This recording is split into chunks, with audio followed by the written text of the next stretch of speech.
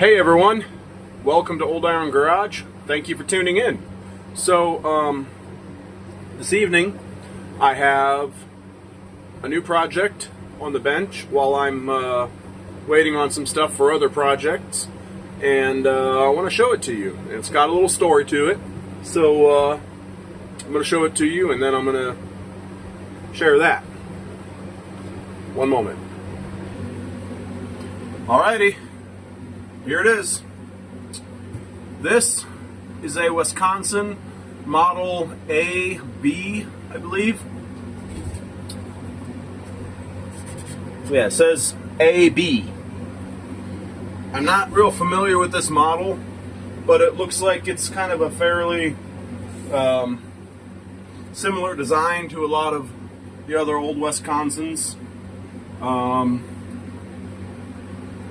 Yeah. She looks kind of rough, but was told that it ran when parked. So I want to believe that because I actually got this from one of my wife's uncles. So I'm going to say yes, ran when parked. But anyways, the story to this, how I found it. Marketplace. It was on Marketplace. Now, my wife's cousin had listed it on Marketplace for her uncle. A lot of my wife's family are Amish. My wife came from the Amish. So, yeah, my wife's cousin listed it for her uncle. And when I first seen it on Marketplace, I didn't realize whose it was. I'd seen it listed for $75, and I was like, well, maybe. It might go for that. Not to me, though. And after X amount of time, it dropped down to $50, and then I seen that, and I just, no. I don't want to pay that for it. I'm not saying it's not worth that. There's parts on here that are worth that. But like the carburetor is probably worth that if it is in rebuildable condition. But I didn't want to pay that for it. I'm a bargain hunter, and there's a lot of Wisconsins for sale on Marketplace in this area. So, yeah, I let it go. But I kept an eye on it, and it sat on Marketplace for $50, listed for $50 for a good while. And I finally messaged about it, and I realized who it was that had listed it. And so I asked if he would take. I asked her if her dad would take $25 for it, and I don't remember the exact response at first. I think maybe she said like $30 and it's yours, and I said, I either said I'll pass or I just didn't respond or something, and eventually she said, yeah, 25. He said 25 and it's yours. And I intended to go pick it up that weekend. But unfortunately, that Friday morning, there was a death in my family, and so I ended up not going. I messaged her, and I said, hey, look, this is what happened. I'm sorry, I just want to go home after work. I won't be picking it up tonight. Maybe at a later time. But I never did get around to picking it up. And she messaged me today and said, hey, my dad said if you still want the engine, just come and get it, or it's going to go in the scrap bin. So I went and got it. So I offered to pay him for it, and he said, no, just take it, because if you don't take it, it's going in that scrap bin tomorrow. So, so I got it for free. You can't complain about a free Wisconsin. So anyways, yeah, that's how I acquired this, and that's how I got it for free. Let's dive in and start taking a look at it. This thing, just looking at it, I could tell it had a bit of a story to tell of its own. So, you know, you got your pull here. This well, it's broken. I know you can't see it, but the back side of it back here, but down here at the bottom is busted off. But it's okay because I have a couple of these lying around on some junk Wisconsins that are not much more than bare block. They got a well, I mean, it obviously would have a crankshaft in it because it's got this on it, but it's not a whole lot more than that. Some of the internals are there, and that's it. The bore's all rusted up. Inside the crankcase is all rusted up, and so, you know, just for parts. So I know I got one of these. That's not an issue. This flywheel shroud is all beat up here. That's mostly cosmetic, but you can't see it on camera, but down here it's pretty beat up, and it's actually gotten into the flywheel cooling fins, or the flywheel fins that move air to cool the engine. You can hear it. That's not internal engine noise. That is cooling fins hitting this shroud down here. So this shroud is going to have to come off, and it's going to have to get a little massaging from a ball peen hammer. And I'll take the info plate off, and I will beat that flat as well, separately. That reminds me, there are 4 screws on there that need to be. I did go around and spray a lot of hardware and stuff, penetrating oil, ahead of time. I like to do a lot of that kind of stuff as early as possible. So that reminds me, I do want to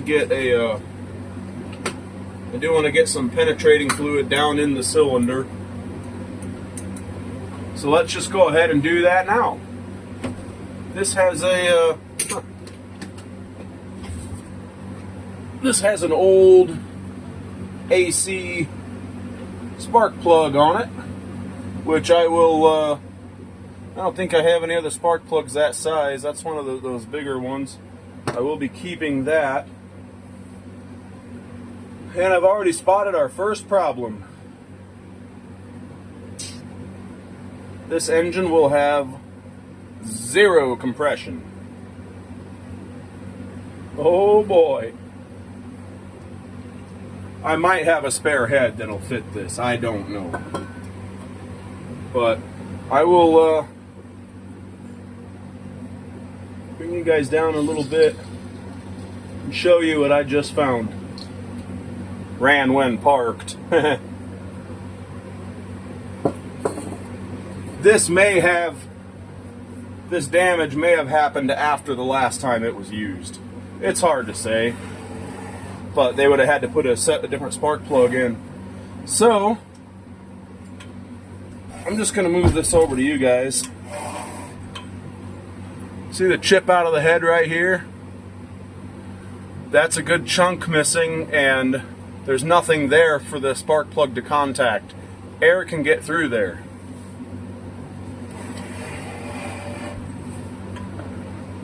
So let's... I got some penetrating oil in here.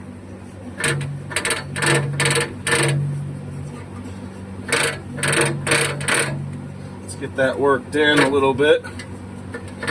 There you can kind of see there's not a second piece back here. You can see this front one, but you can't see a second one back there. So there you can kind of see what I'm talking about.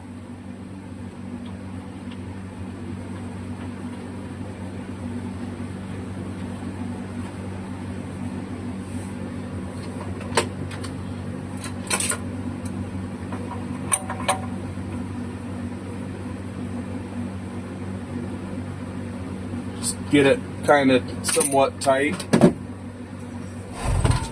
See if it'll...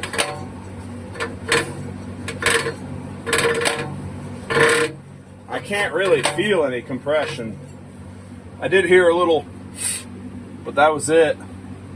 And it sounded like it came out of the exhaust pipe, but we're going to continue moving forward with this engine as if that problem does not exist. So, one thing I noticed right away, spark plug wire is not on the spark plug. That is very loose fit on there, so that needs to be reshaped to clip on. And the oil bath air filter is kind of hanging down. It's not seated on there properly.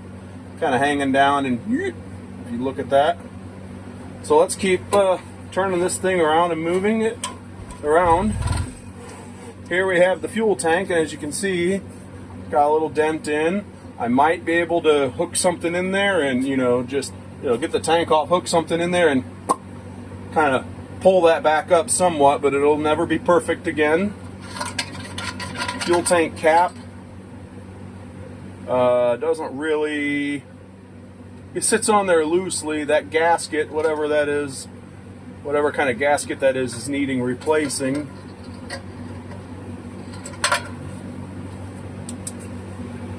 The tank is, I've seen much worse. It's got surface rust. That'll clean up easy.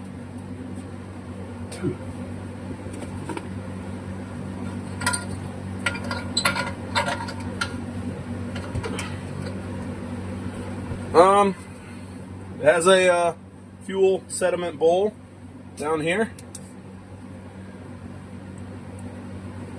Let's see if anything here turns. Okay, so the fuel shutoff valve does turn. And the like the big nut down here, you're supposed to be able to turn by hand to release the bowl so you can clean it. That is seized. We have a steel fuel line, or a metal fuel line. I don't know if it's steel. It might be, who knows, it might be copper. That's nice that it has a metal fuel line. I always like that. They don't rot out nearly as easily. So this was a stationary engine. I know that because of this right here. So this was not on anything like a tractor or any two-wheeled tractor, anything like that. This was a stationary engine. And this here is, it kind of gave me, this is what kind of helps to tell a story here. This kind of gave me a clue as to what this was likely used for. Now remember, this was on a farm. Well, I guess I didn't say that, but I mean, I did mention that this had belonged to an Amish man. Yes, this unit was on a farm. This here is a 540 PTO style output shaft from a tractor. This would have been on like, this is the type of PTO shaft that you'd find on like an old Farmall M or something like that. Something along those lines. I am not familiar with farm equipment. I am familiar with lawn and garden equipment. So a lot of you may know more about farm equipment than I do. But yes, this is a big beefy shaft. And judging by the way it wiggles, I'm guessing this is an adapter that somebody made. They probably cut off. It's green. Looks kind of like John Deere green. I bet this was cut off of a junk, an old clapped out John Deere maybe. Like maybe a parts tractor. And they made this into an adapter sleeve that goes over the output shaft of this gearbox. And this, I talked to a friend of mine that grew up on a dairy farm, and he knows, I knew he would know a lot more about farm equipment and old farm equipment than I do, modern and old farm equipment. And I asked him about this shaft, and he says, yes, that is a 540 PTO, or a 540 style or whatever PTO shaft. And my guess was that this ran like a hay elevator. They threw the hay bales on it, and it took them up and up and up and into the barn, and then, someone was there to unload them off the elevator and go stack them. He said that this more than likely ran a grain auger, and then I told him what my thoughts were, and he said, okay, yeah, very likely could have done that as well. So that's kind of the story that this tells me. I want to see.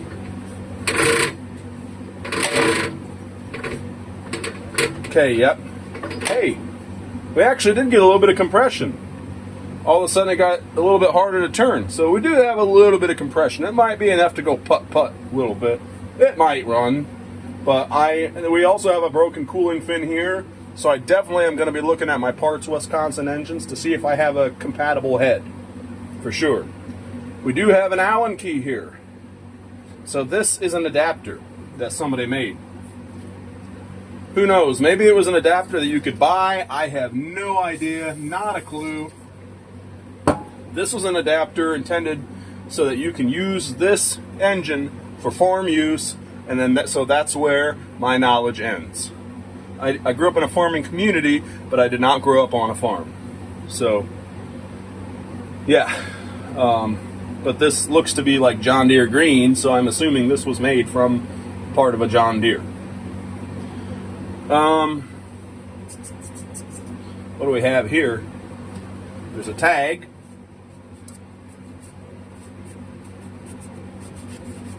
Is it a manufacturer here info tag, or is this an instructions tag for oiling?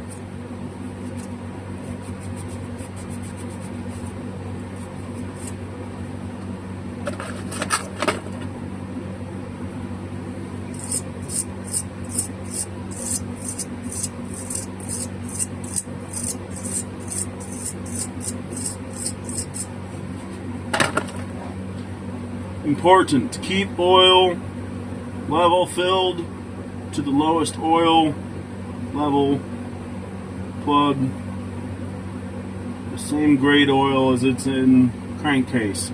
There is a stamped number, and there is some other stuff I can't really read, but I'm going to have to take this tag off and beat it flat and clean it really good to be able to read all that.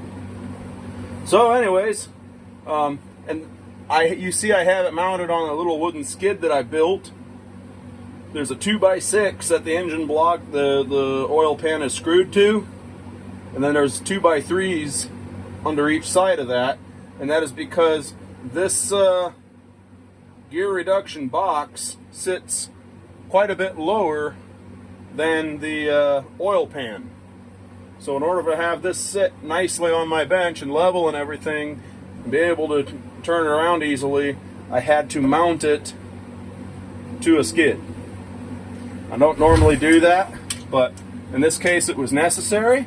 So yeah. All right, well let's go ahead and dive in and start working on this thing.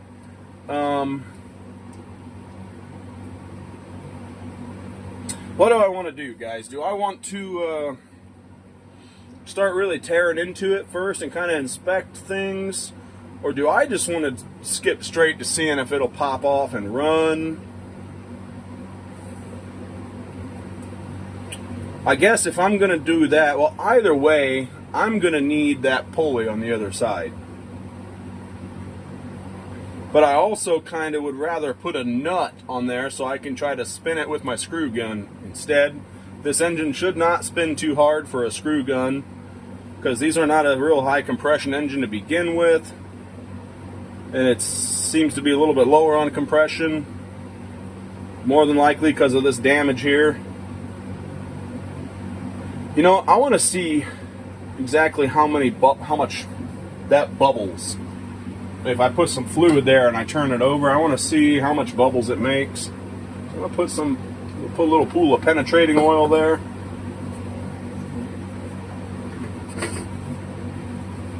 A little bit more.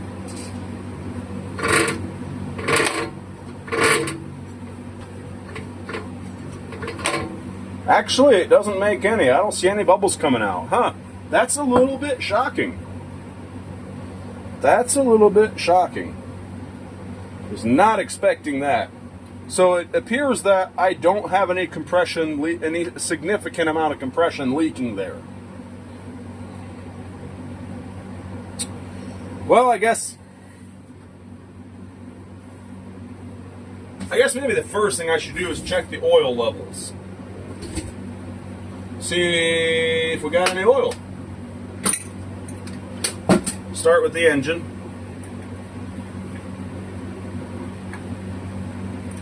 You know what?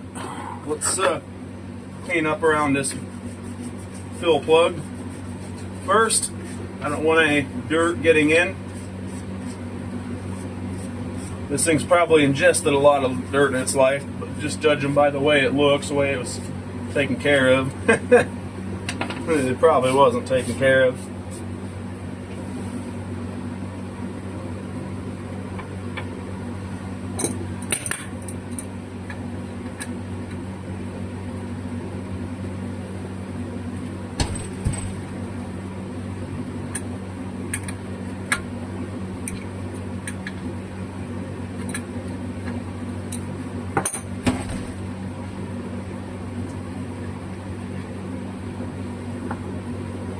Oh. It is very low in oil. I couldn't reach that with my pinky finger if I tried. Let's see how far down in I gotta go till it touches oil. I'm just gonna stick this to the bottom of the pan. Okay. So my thumb is at the opening of that hole. Ooh, that's some sticky oil. My thumb here is where the bottom of the opening of the fill hole is, and here's where the oil is. Eee! That's pretty low. So I'm gonna have to add some oil. I don't know if this engine is any good at all. So I don't want to put fresh oil in here. So I'll tell you what I'm gonna do. That funnel's nice and clean. I keep a jug of used motor oil. Comes out of small engines. Long as it's not all full of metal flake, I save it. And I use it to top off an engine if the engine is questionable before I try to fire it.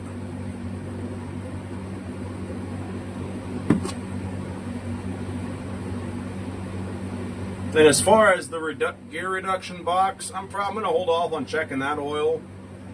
If this will fire up and run, I'd be shocked. I'd be a little surprised. And it might, I don't know. But if this does fire up and run, I'm only going to run it for just a very brief moment, and then I'll shut it down. And then I'll worry about the oil level in the gearbox. The gear reduction box.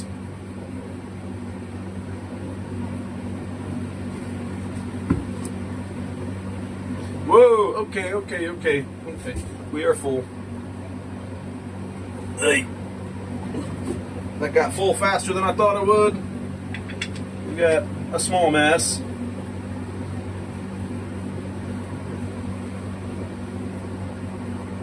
Well, let's just go right ahead and clean that up. I don't like having a bunch of oil on the bench.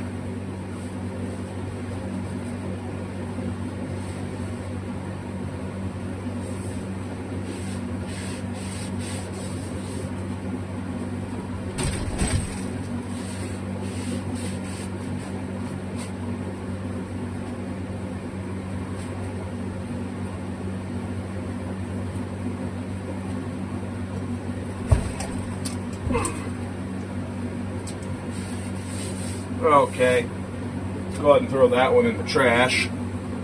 Grab another one here, wipe my hands on. Yeah, that filled a little faster than I thought it would.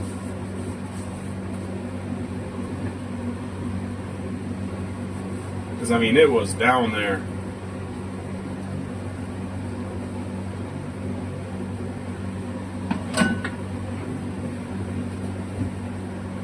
Alrighty. And you know what? Before I can try to fire this, I need to beat the dents out of there. So I'm going to get that off, and I'm going to address that. Can't forget to tighten this plug.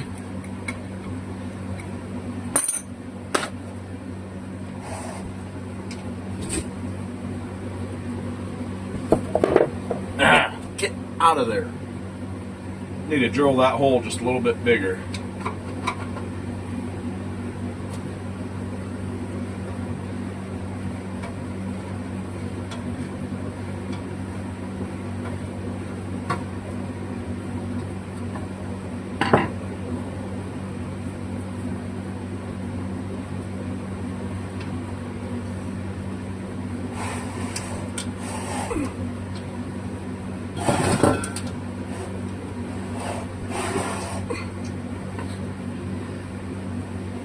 This thing is, I had to move my camera further back just to try to get this thing in frame at all.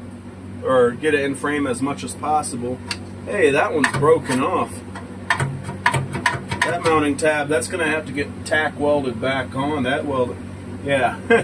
So I don't even have to unscrew that side. Oh, so that's another thing wrong with this engine.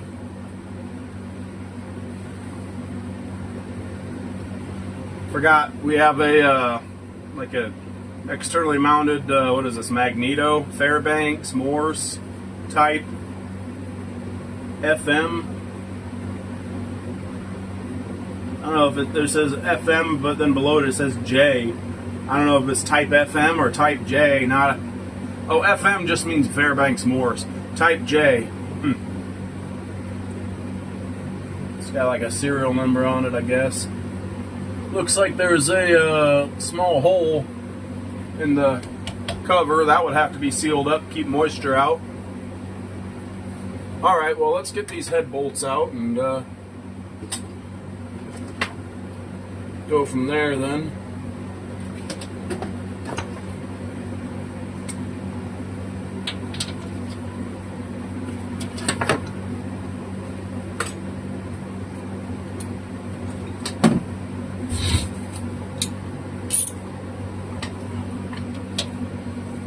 Head bolts out and get this cover off. Hopefully no bolts break. That would just be disheartening.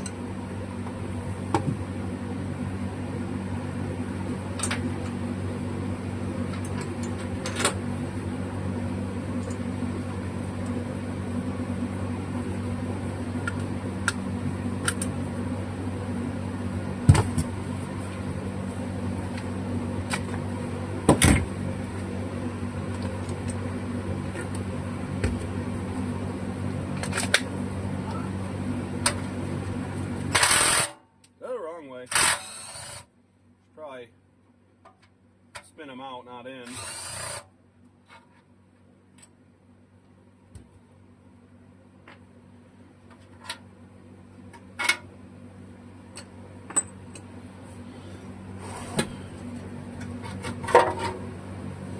Alrighty. Yep, we got some damage there. There you can see where this mounting tab broke off on this side. Looks like it just had one little tack weld.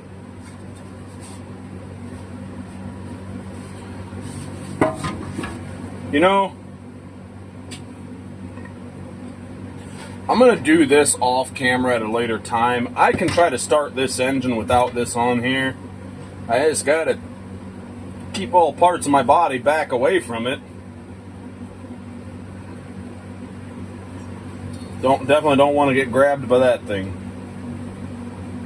What do we have here? Some silicone in the, some blue silicone in the head gasket. I mean, if I was using silicone on a head gasket, it would be red, the high temp stuff, not blue. But hey, to each their own. It might just be what they had lying around, and maybe they were just hoping it would work. I don't know. Maybe it did work. It's hard to say. So let's go ahead and move forward. I got to get this off. And I want to take the oil bath air filter off so I can shoot a little ether or whatever. Probably some 2-cycle fuel to help bring it around a little more gently. Put that in there. So let's, this will come off easier. Let's get that off first. Looks like one is, well, we'll just take this bracket off with it. Maybe. No, we won't. So, we need a 7/16.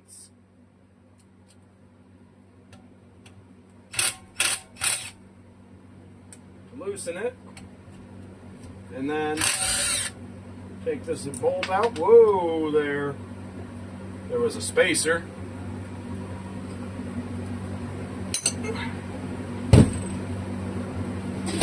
Just put that right back in.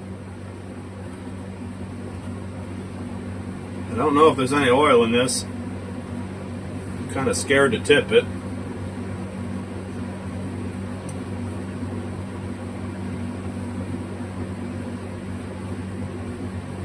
No signs of any oil. We're just going to set this back here in the background. Alrighty, so I did spray some penetrating fluid on here. We're going to do it again. Give it every fighting chance to come off a little easier. Inside the carburetor doesn't look too bad. I mean, through the inlet where the air goes in, it looks relatively clean. Compared to the whole rest of the engine, it looks very clean. So, need something to stop this thing from spinning.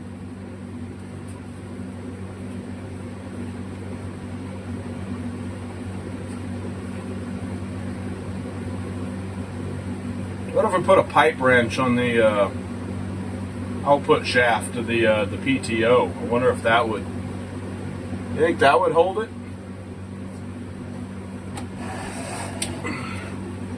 It's worth a shot. I really don't like jamming anything into the fins of the flywheel. Now these are cast iron. They're not cast aluminum. So it could work, and it does sometimes work in a pinch, but I really do not like it. Just a bad idea. I'm gonna grab a pipe wrench.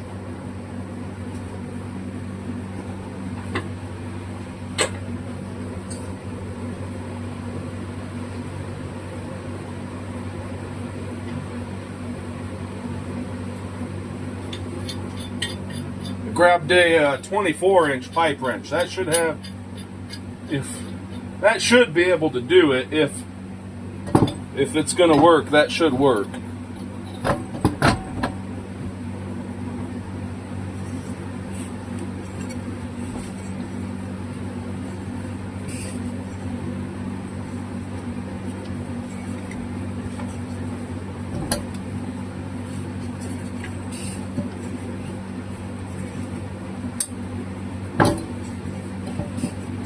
I don't know if that's going to grab it or not. Well, let's put it on the splines once.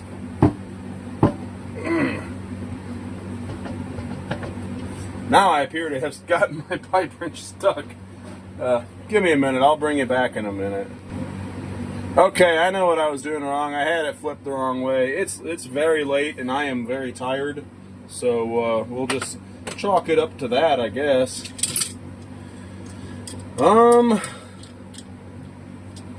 That fit it? Just barely. Now this engine is going to want to lift, so I'm going to try hard to push down here. And did it do it? It did it. She's loose.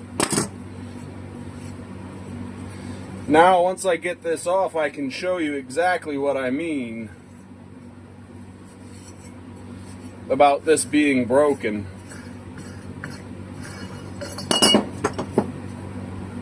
See right there? This is broken. This is scrap. No good. So I'm actually going to see if I can find a nut on one of my other Wisconsin engines a nut that'll fit this, and we will go from there. I will be right back. Alrighty, I'm back. I did end up finding a nut, but I had a heck of a time getting this nut off. I had a hard time. I knew it had to be standard. There's no way it was metric. But one socket was too big and the next one wanted to go on, but didn't really. I couldn't push it on, so I had to tap it on. I had to use my hammer. Not really a hammer, but it's what I had handy when I was over there at the shelf with all the engines, and I had to tap it on. It was more than a tap. And once I got it off, I had to take a hammer and a punch and tap it out of the socket. Somebody was desperate for a nut for that engine that this came off of. The nut was split on this side and welded back together, and made this nut ever so slightly oversized around the outside. So on all 6 sides, it scraped a little bit of steel off. I was hammering that on. That nut was holding on this pull start rope cup thing. I'm not going to put that on. I'm just going to put this nut on, but I'm not even going to put on the lock ring.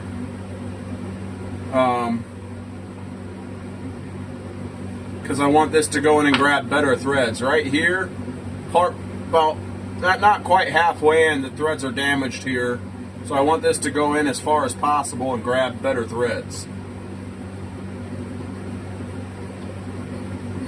It's very loose and wobbly going on. So I want it to go all the way in where it can grab better threads. Oh boy.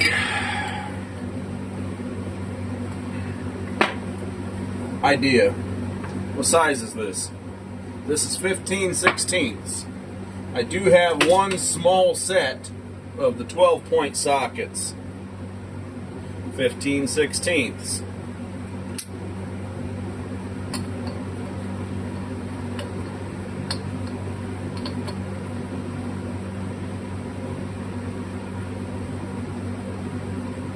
This might be maybe well, no. I'm just going to tap that other one back on and use that one.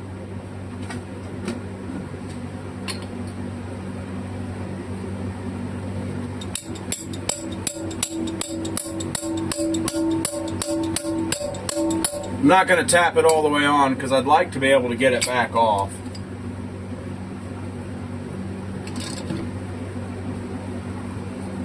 So I'm going to have to reverse the way I've got this pipe wrench on here.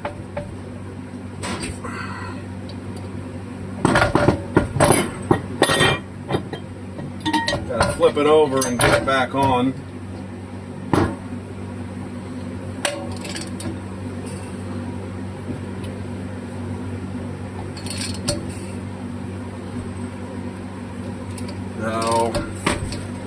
Oh, there we go, yeah.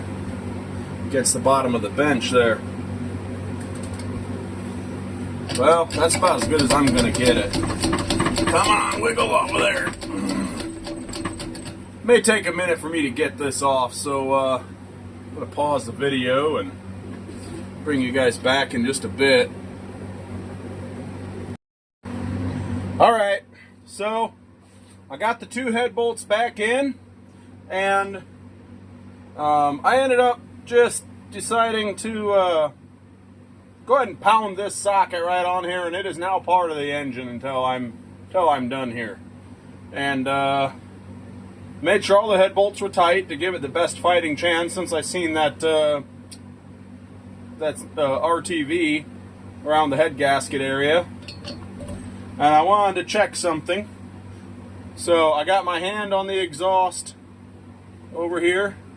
Got my hand covering the exhaust. Let's see what it sounds like. See if it goes.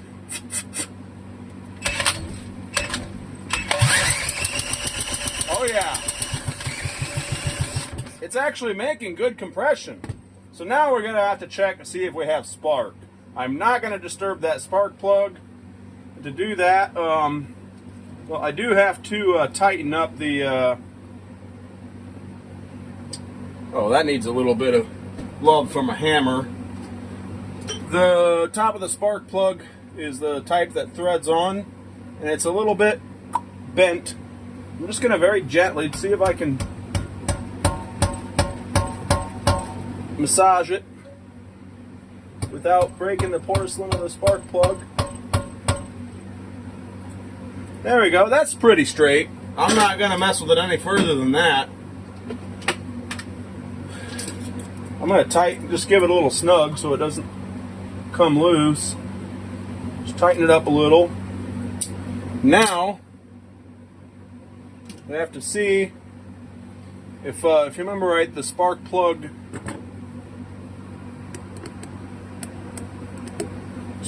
wire here, the end of it, does not clip on. because it is misshapen. So we're going to give it a little bit of squeezing. Probably not going to be perfectly round. I don't really care as long as it goes on and stays on. There we go. That's a nice snug fit, friction fit, stays on. So now, basically, oh, I don't have any 2-cycle fuel in a squirt bottle. Okay, ether it is. This thing's probably seen a lot worse abuse than ether. So, I did disconnect the spring for the governor linkage because no matter what position you put it in, it was pulling the governor hard to wide open throttle. So I disconnected that, and you know what, I might put a zip tie around this real quick. Let's see if I got a zip tie handy, just to make sure that throttle does stay closed. No, I got some zip ties. I'll be right back. Okay, I have zip tied the carburetor in the idle position. I've zip tied the throttle in the idle position. So we're going to give this a little bit of a go.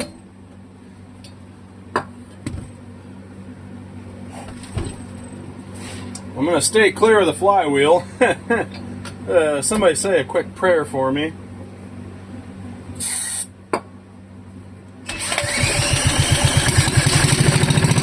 Holy cow! She wants to run. Whew! I honestly figured I'd have to clean the points. But from what I understand, this was stored indoors, so I mean, I guess that gives a little bit more of a fighting chance of having clean points. So, yeah. Well, all right. Let's put some fuel to this carburetor and see if it'll run on that. First things first, I'm gonna have to get this fuel bowl off because there's a lot of junk in it at the bottom. I can see it. I'm gonna clean that out really good. And then I'm actually going to disconnect the fuel line at the carburetor and put some fuel into the tank and open the valve, open the petcock, and make sure the fuel that comes out is clean-ish. I can tell you one thing. Just looking at the carburetor, the flange where it bolts to the engine block, it looks like there is a sizable gap in the middle of it, so I can only imagine we probably have a good vacuum leak, unless there's some kind of sealer in there. Plus the carburetor's pretty cruddy on the outside. I don't know what the inside looks like. I had planned on taking the carburetor off and at minimum just cleaning it anyways, but we're gonna see what it'll do as is. So first things first. Oh, and we cannot forget, we have to check the, let's do that now before I forget. The oil in the crankcase, or not crankcase, I'm sorry, the gear reduction. Let's try to clean off the dirt around here as to hopefully not get any dirt in the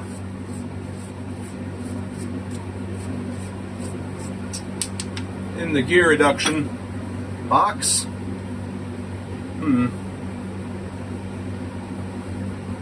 And I'm going to take this out because I believe, well, I know I can fill from here, but I believe that's what it was intended to be. That's not only a vent, but I believe that's also a way to fit. It was intended to be a way to fill this with oil, engine oil, I guess, not gear oil. I don't see any reason you couldn't put gear oil in it. Getting dirt in my face, but the instructions on it say to use the same engine that goes in the engine.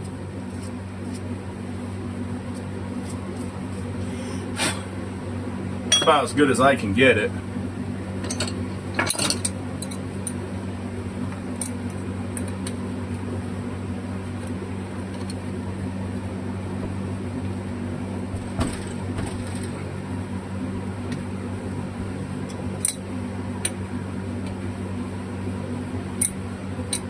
So little vent on here is bent, but I'm just going to leave that alone. Probably I don't think I'm going to mess with it because I'm afraid of snapping it off.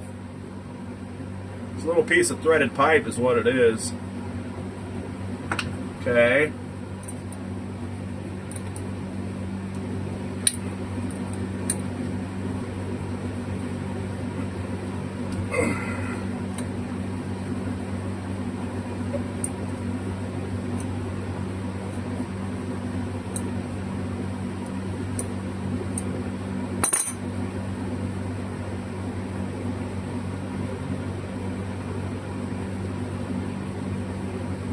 No signs of oil, but boy, I can smell it. It smells like gear oil. There's definitely gear oil in here. If you're familiar with gear oil, it has a very distinct smell. And I cannot, looking in there, the hole's kind of small, but I cannot see any signs of oil. We're gonna have to put some oil in it. I think that funneled end is gonna be too small or too big. This one's a little big too, jeez. But I bet you if I just hold it tight there, I'll be able to get it in without making a big mess. But I'm going to pour a bit more slowly this time.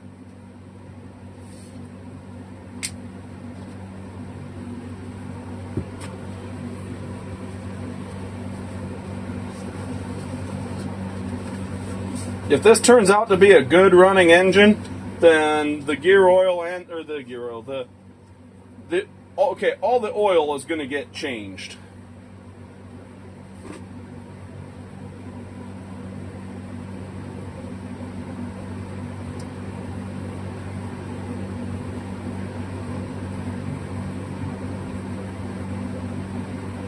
This shouldn't take too much to get it up to the top.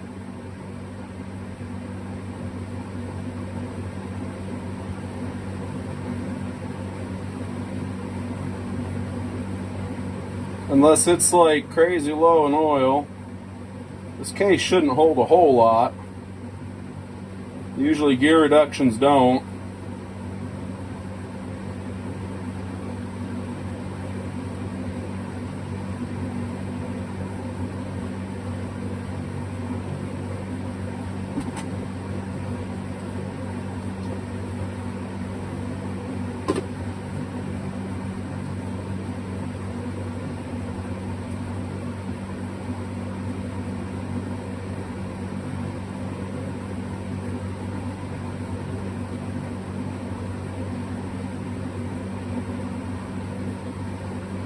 Oh, we're still pouring. This thing must have been really low in oil. Holy cow.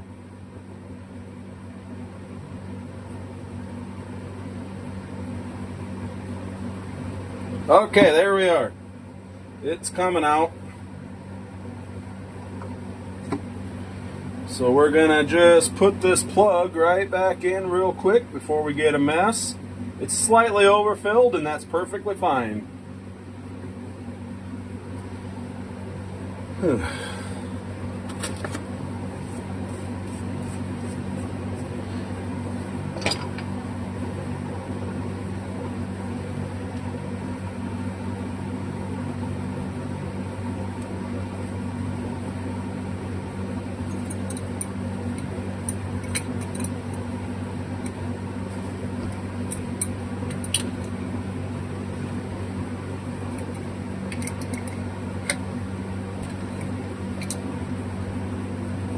Okay, that's done. That's tightened.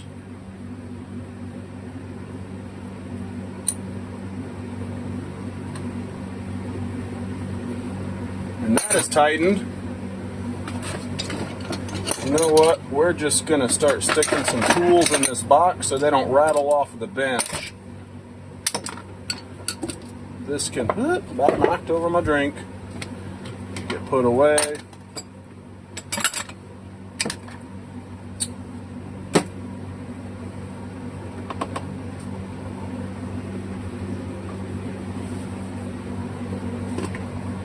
Man, there is not a lot of oil left in this jug. There was oil in here from like somewhere between 2 and 3 small engine oil changes. And it's about out of oil now. Wow.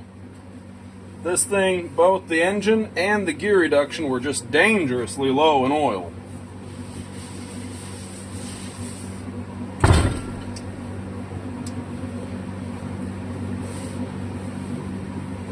Alrighty, I'll lay that down so I don't want to walk around. Okay, next step, I'm going to go ahead and put this pipe wrench away. I'll be right back. Alright, change of plans. I've thought about it, and this video's gone on long enough. Currently, we're at around, they're just over 50 minutes, a little over 50 minutes long. So I'm going to cut this video here. If you want to see if this engine will run on its own fuel supply, the fuel from the tank, tune in for part 2. Look for the second video. It'll be labeled the same, part 2. So yeah, that's it for this video. I hope you enjoyed this video.